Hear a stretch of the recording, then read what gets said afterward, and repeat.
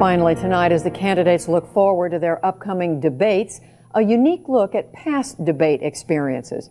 Jim Lehrer has talked to almost all the presidential and vice presidential candidates since 1976. Their candid comments are included in a PBS special called Debating Our Destiny. Here's an excerpt focusing on the 2000 debates between Al Gore and George W. Bush.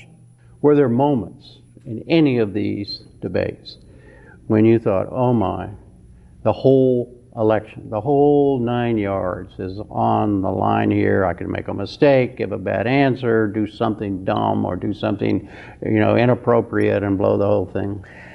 I didn't go into the debates that way. I was pretty well prepared, I thought. No, you really go into the debate thinking about how to make sure that you speak as clearly as possible. And it's really a process of quick reaction and clear thinking, and then trying to make sure that you're able to lay it out so the average guy can understand what you're saying.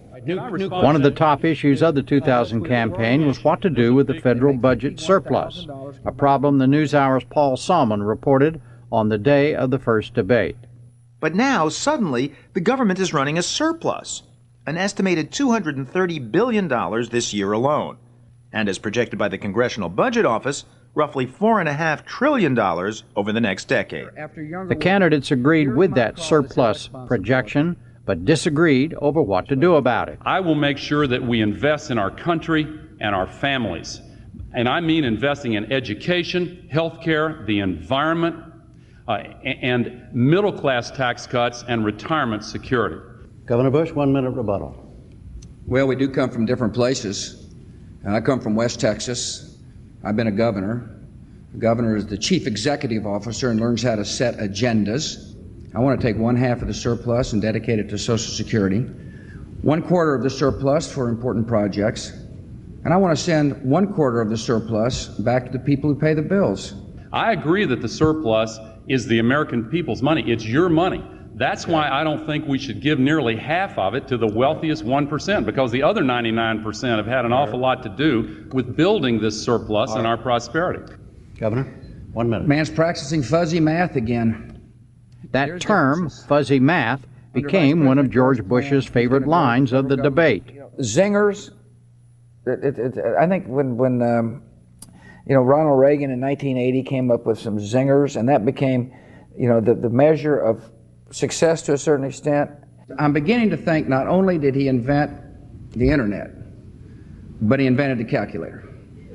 It's fuzzy math. I can't let the man continue with fuzzy math. Unless there is the zinger, or the kind of the cute line, or the whatever, the quotable moment, there's no victor, in a sense.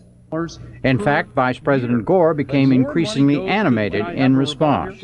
There is a problem. I want to say something, Jim. Wait a minute. Okay. This man's been disparaging my plan with all this Washington fuzzy math. This is a man whose plan excludes 50 million Americans. Not so.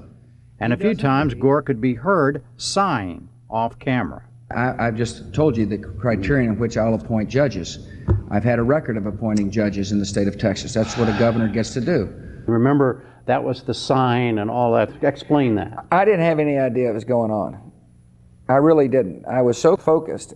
When it was over, somebody, I can't remember who it was, Karen or Carl Rover, somebody said, "You're not going to believe that Al Gore's facial expressions really cost him the debate," they thought.